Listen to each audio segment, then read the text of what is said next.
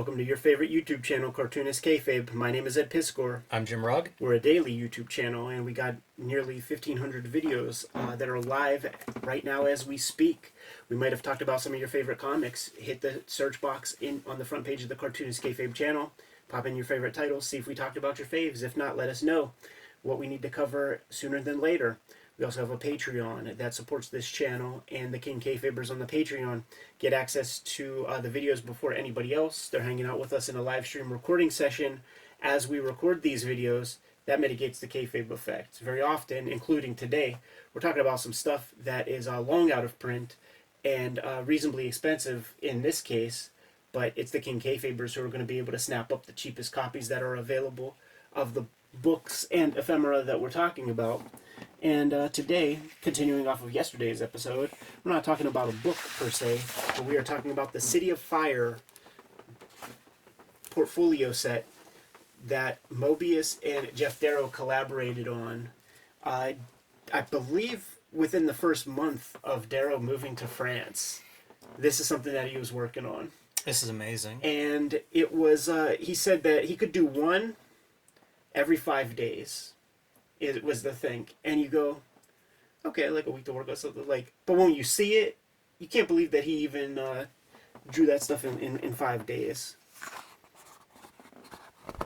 Now, let's see how we do this. And we got to thank the Kayfabers out there for sending us cool stuff. We received this at Baltimore Comic-Con. The guy said, these are just collecting dust. And he sent the big damn hard-boiled, and then he sent the City of Fire to us. And truthfully, it's hard to figure out where the division of labor it begins and ends. I imagine that Moebius colored it all, but there's elements that feel Moebius-like, and then there's pieces that feel Geof Darrow-like. He says that Geof said that there was one piece that was not in the French set, so there's one extra.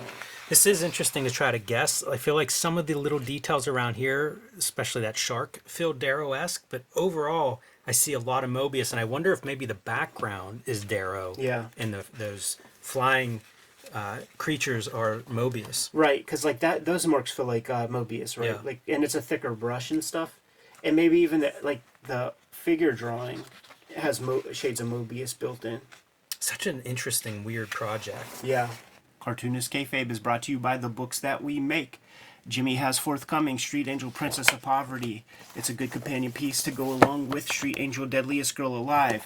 He's been self-publishing lately. True Crime Funnies, 1986 zine, BW zine. If you didn't get these at Comic-Cons, he's going to put them live on his website in late October.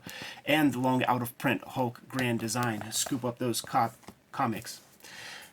I have the Hip Hop Family Tree Omnibus coming to you, 10th anniversary. Make sure you scoop it up. Best book I ever made.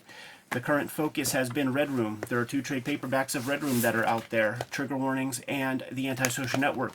Just wrapped up the 4 issues of the final season, Crypto Killers, with the 3rd issue containing a backup feature of my forthcoming daily comic strip, and X-Men Grand Design Trilogy coming out in November, collecting long out-of-print X-Men Grand Design books that I put together. Before you is a healthy bibliography of a bunch of stuff that we have out on the stands today. Now that we're done paying the bills, back to the video. See, now we're getting into, once I see structure like this, yeah, that to me talks Geof Darrow, really making sort of this fantastic stuff work, all the stairs and everything. That feels, again, just guessing, but feels a little bit more Darrow-esque. And look at all the chocobos just kind of pointing their heads all different places. Getting ready for their flight, getting groomed by their, equestrians. Amazing the depth, which is something I associate with Moebius, but it's cool to think of these guys collaborating. And I do wonder, color-wise, what Geof Darrow is doing, if he's doing some of the color work. I don't think so at all. I don't think that's his interest at all. I think it's all Moebius. And it's so wild, these creatures. I just imagine these guys passing stuff back and forth. You see something one of you does, and then it inspires you to be like, well, I gotta add some creatures here. If the other guy's drawing all this stuff, things like some of these motors and things too. I think reminds me of Darrow just from a mechanical standpoint. It's a seamless collaboration. It really is. Like, Yeah, it really is. It's a peanut butter and jelly, man. Also, these are probably pages that if you just pore over for hours, you're going to see more and more detail. Like I was noticing some of the creatures on the floor and in the background, and it's an immense amount of detail for these things being very oversized. This is probably maybe about the size of 4 comic books Right. for people at home, and yet it seems too small to me. You know, like the amount of detail that's contained on this piece. The lighting with the shadow on this structure right there. I love this too. It's a drawing table, Yeah, even with dude. a triangle and a T-square. And the highlights on that cracked cement. It's just every square inch has thought put into the drawing and the color. It's a great example of how perspective can give you a real sense of depth. You know, like this looks like it's a mile away. Right. And I think part of it is because we have beams and things that suggest that perspective. Right. Yeah, good call. Wow. This is neat. So let's look at the other section. Are we telling stories now? Yeah. That's so interesting. Wow. It's the same drawing with 2 color treatments. Wow, that's so cool. So this might be the thing where it's like the 2 plates, like the extra plate or something. Yeah, it could be. It's so neat, like how dramatically different. At a glance, I thought it was 2 different pieces, like things had moved and stuff, just because the lighting makes such a difference. Yeah. Yeah, that goes to show you. It the really importance of does. color and stuff. And then it's such a bright day outside, so that would create that kind of darkness inside because that light outside dominates. Think of like when you're trying to take a selfie or something with the sun behind Yeah, you. backlit. Yeah. Wow. That's really neat.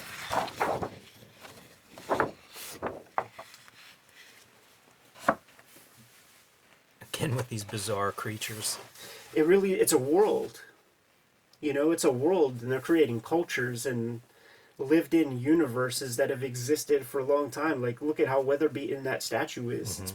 It's been there a while. Love all the modified instrumentation as well. You know, like this kind of stuff. Yeah, man. Pretty far out there.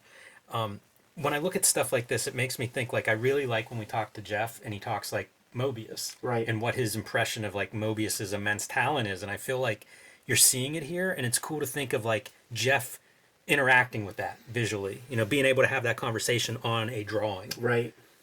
See, like these faces, that feels like Moebius' face, doesn't it?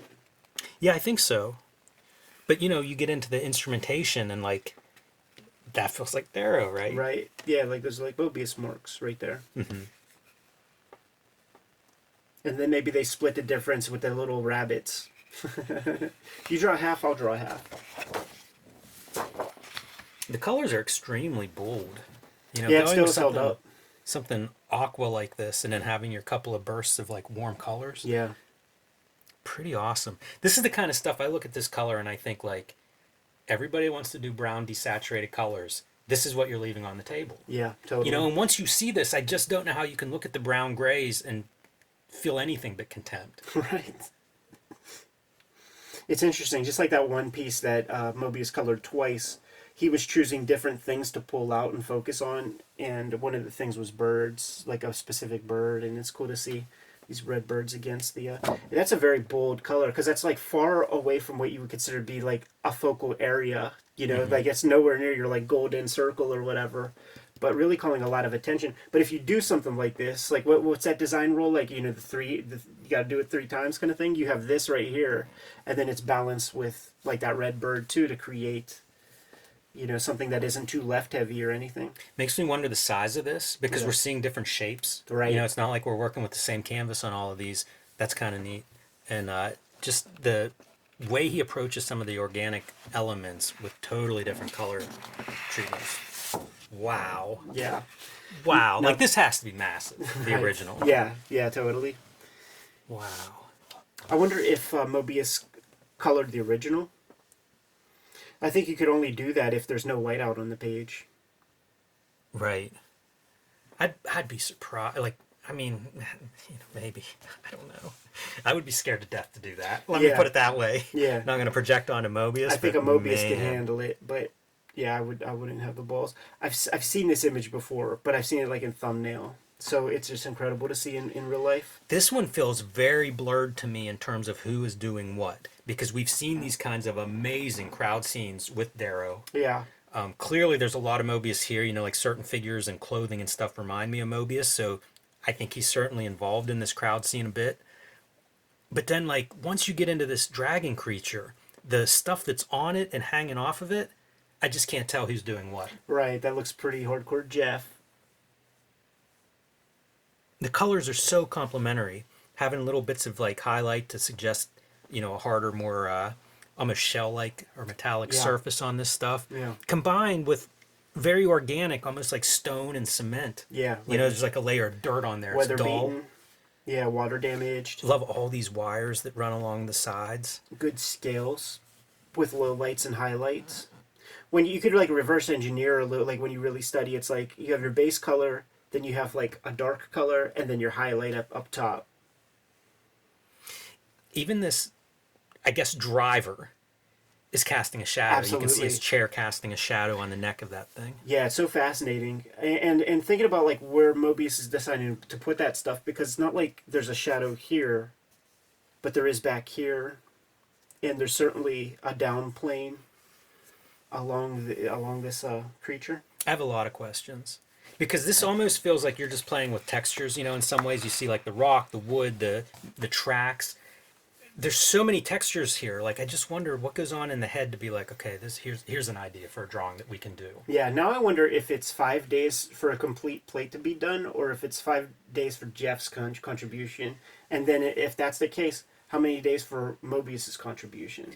I also want to know, where are the original drawings of this? Yeah. Are these on display somewhere that you can go and see them? Right. This is so neat to see. It reminds me of like the hard-boiled crowd scenes and everything that I just drool over. Yeah, with the Moebius flavor, with the sort of setting, the Arzak people and things. But I'm sure Jeff is like adding plenty of stuff. Man, I can't wait to talk to Jeff.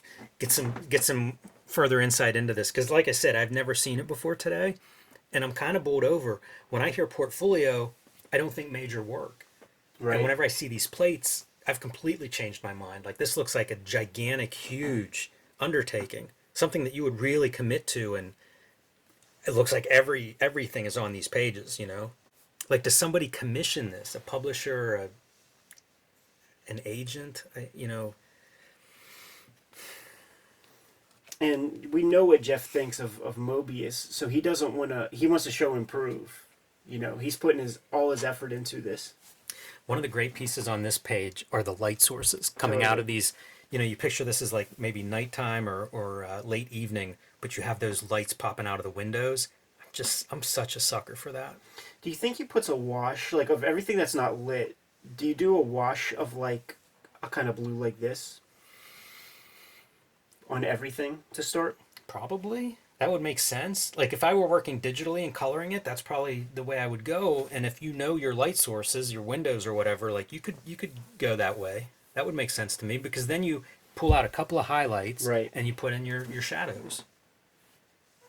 Although, like, these green elements don't look like they're working over. Yeah, could have left some of those. You know, open. the oranges. Some of the faces.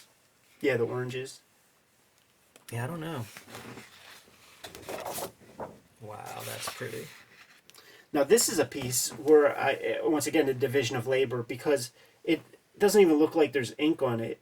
It's stunning. It looks like, if I had to guess, I would just say this is a Moebius piece, right? Because it's so different than everything. There's no discernible ink line. It's possible. You wonder, like, is this a Jeff Darrow pencil job that Moebius finishes? Like, I have no idea how they were playing with this stuff, but it's incredible. Like, this doesn't look like either of them too much. You know, this foreground element reminds me of Moebius for sure, but like going from that sky. His level of depth, he's captured that plenty of times. You know, like getting dotted into the horizon line and stuff. But yeah, this is one that I looked at the con and was just like, man, who did what here?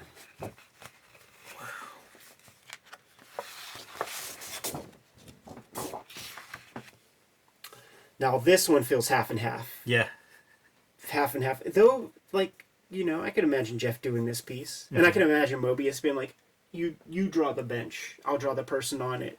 But this is 100% Darrow drawing. I mean, that's the cowboy, and it's all the Darrowisms, man. A big turtle. Big time. These floating bodies are really strange because I think of this background, like the art hanging on the wall there, as Right. being very Moebius and not something I've seen Jeff do. But then like the floating babies in front of it. Yeah, it's so funny. Like I was like thinking that they were part of the art, but like no, I totally see.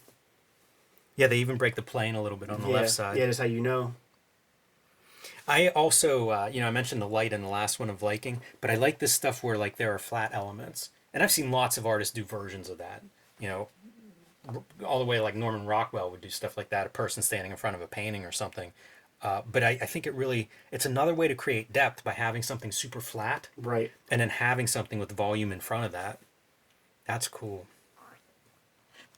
Nice color too, that blue, almost a neutral gray. Yeah, and it looks like some of it was applied wet on wet. Yeah, there's little bits of like... Maybe airbrush? Or are you thinking airbrush? Yeah, I am. I think I saw airbrush in some of the lighting for the background, like whenever the little chickens are flying out of the you know, hangar or whatever. Man, airbrush seems like a nightmare for having to mask off some of this stuff. Yes. That might be something you'd put down as a base.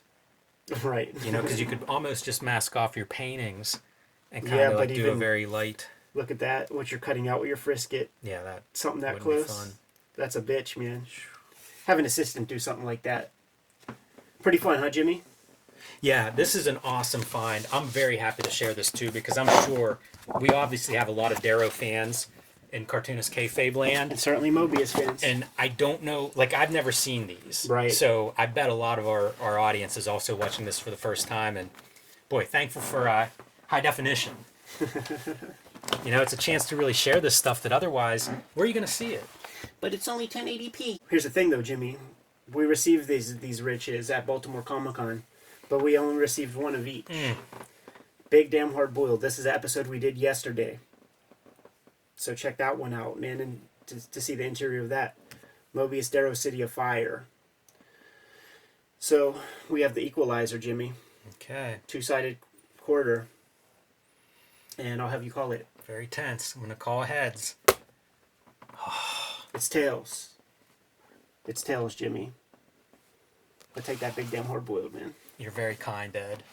Although I'll be honest, neither one of these is a loser. Doesn't matter at all, man. I was actually going through these videos and thinking, I might frame some of those. I know. It's really spectacular. Like, yeah, like I'm stoked on this.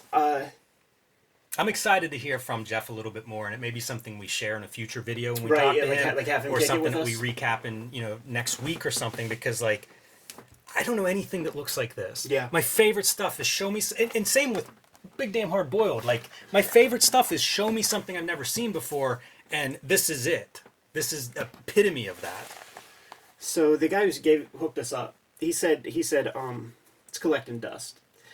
And if either of these are collecting dust in your library, P.O. Box 3071, Munhall, PA 15120, Cartoonist Kayfabe, especially if you have a Big Damn Hard Boiled, because I really want that also. But This is I'm super happy to take this guy, because I know you've been looking for that for a long time. This is a great 1-2 punch. I feel like for back-to-back video days, like, you're welcome, everybody. Yeah. And Excellent. once again, thank you to the Kayfabers who do bring this kind of stuff to our attention and allow us to share it with everybody. You know, like this is awesome. Yeah. And if you could just let me borrow that every now and then, man. Like We could trade. Yeah, we could yeah. trade now and then. Yeah, that would be excellent, man. Kayfabers. Like, follow, and subscribe to the YouTube channel. Hit the bell so that we can notify you when new videos are available. We are a daily YouTube stream. We have about 1,500 videos that are out there in the wild as we speak. New videos all the time. We may have talked about some of your faves. The way that you figure that out, because we have such a big-ass filmography, you got to go to the search feature, a little magnifying glass on the front page of the Cartoonist Kayfabe page, and give your favorite titles a search.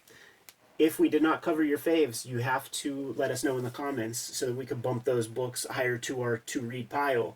We have lots of that stuff, but some of that stuff we might not. So you might have to share your copies if that's the case. We are supported by the Patreon, and our King Kayfabers on the Patreon get access to all the videos before anybody else. So it's very key at a time like this where these plates, the portfolio, the big damn hard boil, these are nearly $1,000 a piece. So, King Kayfabers are getting the cheapest copies of all that stuff. Ultimately, though, the videos are brought to you by the books that we make. So, Jimmy, I want you to illuminate the people. Let them know what you got. Street Angel Princess of Poverty is my next release from Image Comics. This will be out in November. You need to pre-order it now. Let your comic shop owner know that you want a copy. And this is a companion piece to Deadliest Girl Alive. It'll be the same size as Deadliest Girl Alive, but they don't overlap. So get both books. You'll have a complete set of all of my Street Angel comics to date. I want to let everybody know my Hulk Grand Design, my contribution to the Grand Design trilogy, if you will, out of print at the distribution level, which means if your store still has a copy and you don't, you need to pick that up, because once it disappears, Marvel's reprint policy is not the best. Things definitely go out of print, and it looks like Hulk Grand Design is there. So pick that one up if you haven't already. I've been self-publishing. These are my latest two zines. The BW Explosion is black and white comics from the 80s and 90s that I love. 1986, best year in comics history, loaded with stuff from Dark Knight and Mouse all the way to the dozen Teenage Mutant Ninja Turtle knockoffs, and we'll look at that a little bit closer, along with True Crime Funnies, my nonfiction anthology comic. I'm going to be selling these in late October for a holiday fall sale, October 26th. Circle the date on your calendar. I will have these up on jimrugg.com, and if you can't wait until then, you can join patreon.com/jimrugg, where you can read a lot of my out-of-print zines and mini comics. Hey, Uncle Jeff, you got an extra copy? I'll pay shipping. The Hip Hop Family Tree Omnibus is becoming closer and closer to reality, man. It comes out on October 18th, and it's time for your comic shop to order them. Your comic shop needs to know how many of these things to order and who wants them.